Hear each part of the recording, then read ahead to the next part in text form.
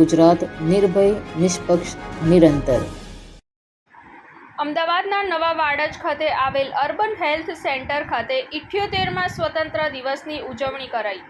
15 ઓગસ્ટના 78મા સ્વતંત્ર દિવસ નિમિત્તે નવા વાડજ અર્બન હેલ્થ સેન્ટર ખાતે ધ્વજવંદનનો કાર્યક્રમ રાખવામાં આવ્યો હતો, જેમાં નવા વાડજ પોલીસ સ્ટેશનના પીઆઈ જોશી, પૂર્વ કોર્પોરેટ મનુભાઈ ભરવાડ, સ્થાનિક આગેવાન વાસુભાઈ ગોહિલ, ભાનુભાઈ તથા શાયોના ફેશનના માલિક જય કિશનભાઈ ભાવસાર ઉપસ્થિત રહ્યા હતા.